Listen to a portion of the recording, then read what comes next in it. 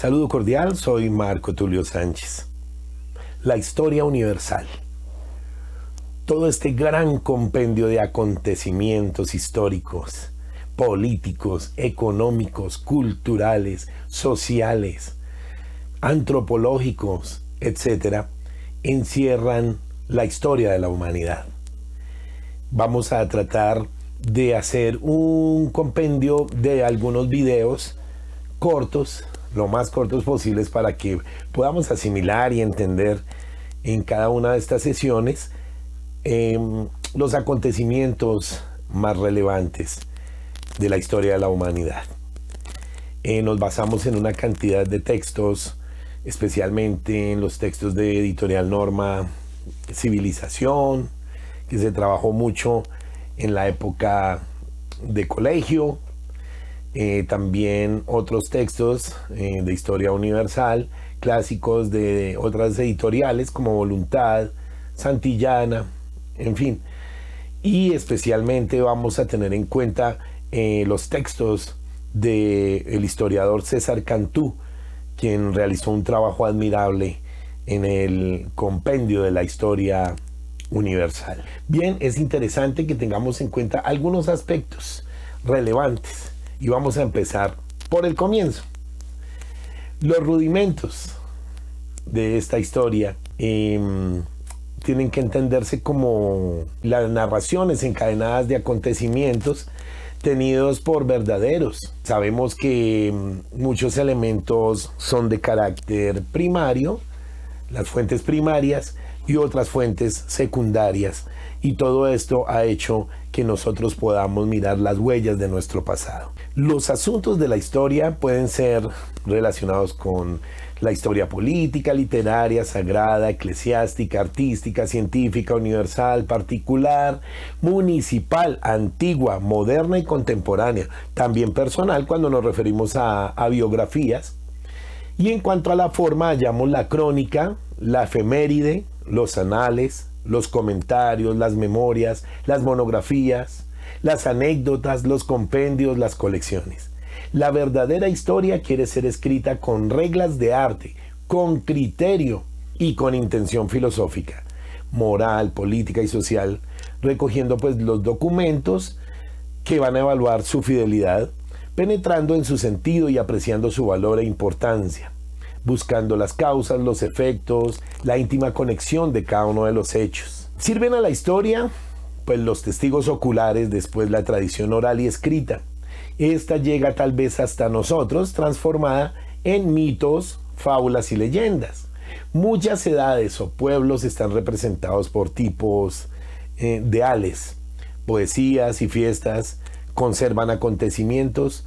La arqueología también estudia los monumentos, las medallas, las inscripciones que revelan antiguos hechos.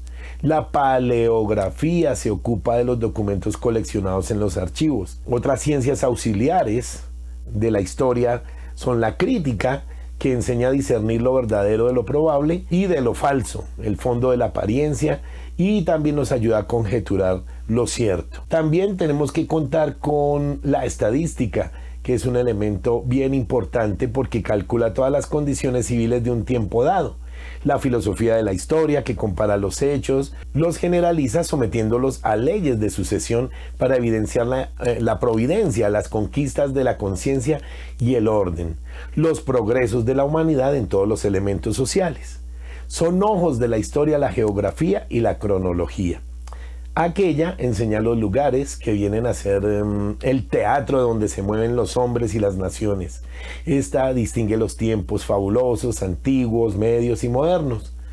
Los limita según las eras de los pueblos, las más importantes, las cuales son para nosotros la anterior y la posterior a Jesucristo. Y señala las épocas deducidas de grandiosos acontecimientos. Entonces vamos a empezar por la edad antigua, como decía nuestro profesor de la universidad, la edad antigua. Entonces, los orígenes de la edad prehistórica. Averiguar cuándo empezó la materia, si esta es inseparable de la fuerza, si el concurso fortuito de los átomos pudo formar los cuerpos errantes en el espacio con leyes determinadas y eternas, cómo alrededor de uno de estos innumerables soles se colocaron 8 grandes planetas y otros muchos de menores dimensiones, y un número indeterminado de cometas, como uno de estos planetas que es nuestro globo terráqueo.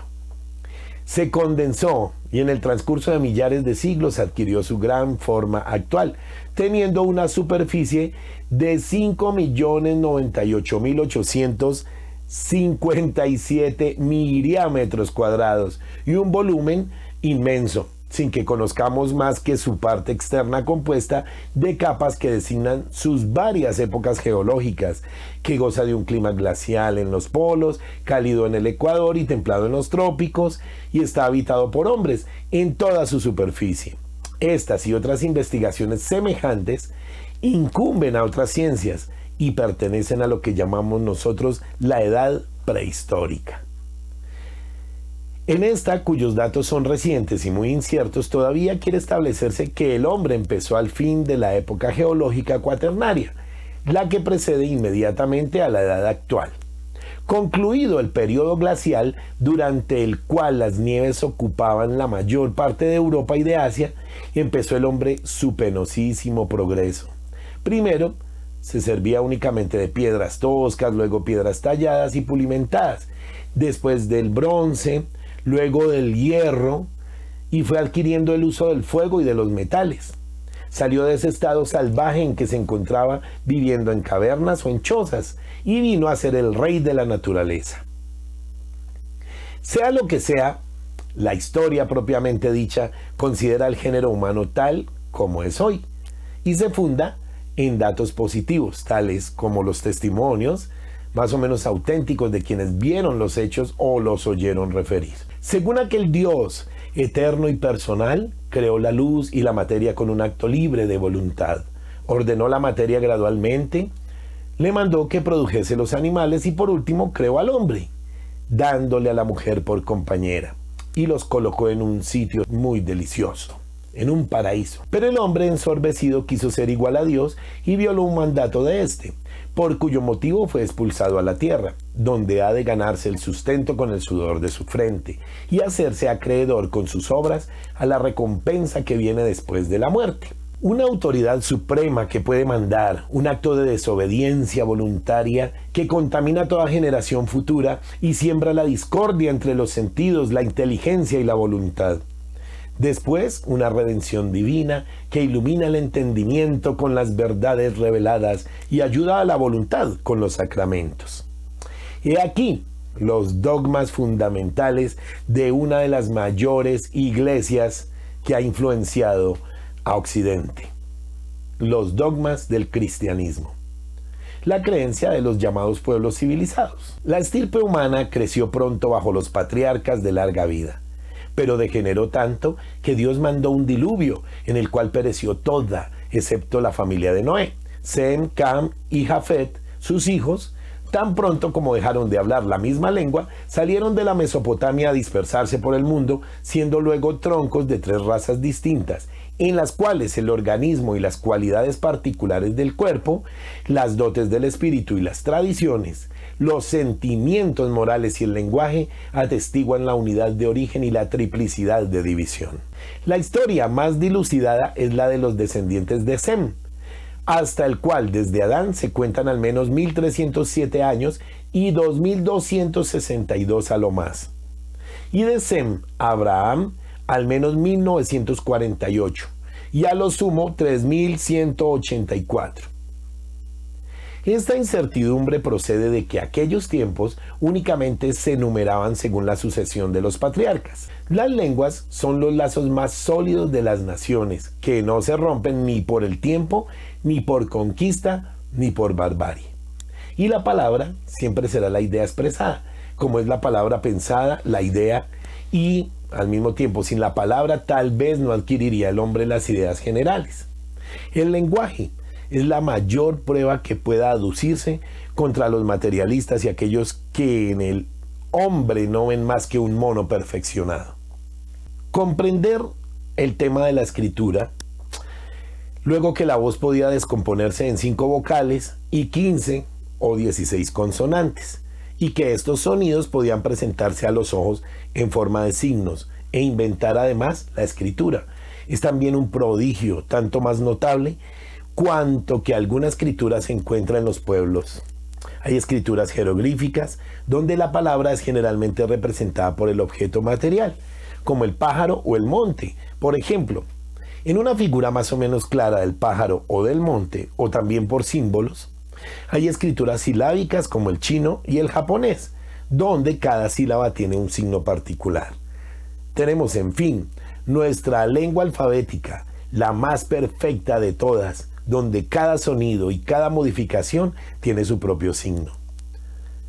Perfectibilidad, otro carácter distintivo del hombre y prueba del origen único, es la perfectibilidad que responde a un dote que nos distingue de todos los animales.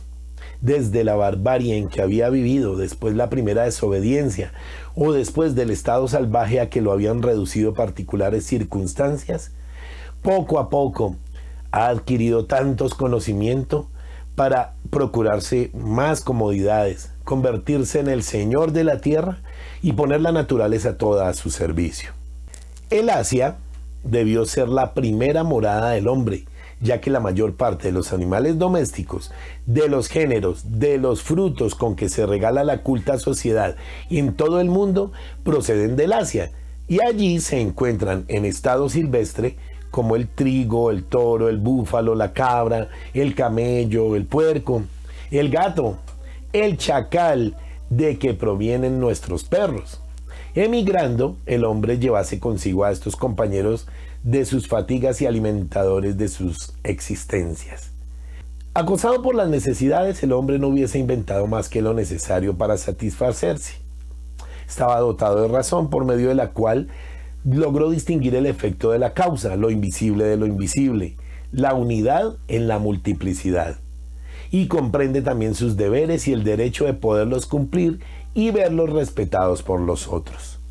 Por esto, era inherente a su naturaleza el vivir en sociedad, sin la cual el hombre no sería hombre, como si le faltase la vista o la palabra. Sociedad patriarcal, la primera sociedad fue la doméstica, donde prevalecía el padre por autoridad atemperada con el afecto. A la familia se une la propiedad, siendo aquella dueña del terreno que labraba, del ganado que pasía, de la casa, de los vestidos, de los muebles que se fabricaban. Algunas de aquellas gentes han conservado hasta ahora el gobierno patriarcal y las tribus. En otras partes se unieron bajo un solo patriarca varias tribus, cuyos jefes debían consultarles sobre los intereses comunes. Y de aquí resultaron un patriciado que administraba los negocios públicos, diversidad de costumbres y de derechos en un mismo pueblo, de riqueza entre los individuos y de herencia, y la constitución de distintas familias por dignidad y por poder. A veces, un grupo de cazadores hace una expedición y necesita un jefe que la dirija. Este los domina a todos y si se establecen en un nuevo país, se constituye en rey. Los demás son sus súbditos, le obedecen porque así les parece conveniente y porque él se impone. Para evitar insurrecciones, pone soldados a sus órdenes para tenerlos contentos. Nombra jueces que mantengan el derecho.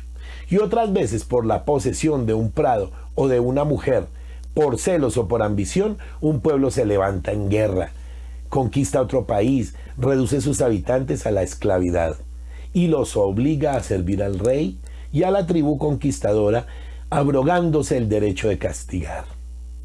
De este modo se forman entonces los primeros estados. La industriosa raza de Cam, que inventó el arte de trabajar los metales, pobló la Asiria y la Arabia y penetró por el istmo de Suez, en África y en las islas de los mares del sur. Los descendientes de Sem, conservadores de las tradiciones patriarcales, se quedaron en Asia entre el Éufrates y el Océano Índico, de donde se extendieron después por una parte de la Asiria y de la Arabia, penetrando hasta América. Más torpe que aquella y menos corrompida que esta, la estirpe de Jafet se dirigió hacia el septentrión, ocupando las islas del Mediterráneo y la Europa. sacando partido de las ventajas que ofrecía un pueblo fuerte y dispuesto a la civilización. Esto se efectuó en el transcurso de largos siglos, durante los cuales la gente iba de tierra en tierra, mezclándose, combatiéndose, partiéndose las riquezas y los descubrimientos, los defectos y las creencias. Aquí vamos a partir, es como la rampa de partida para poder lograr entender ese Big Bang o todo ese compendio de situaciones que vamos a seguir estudiando.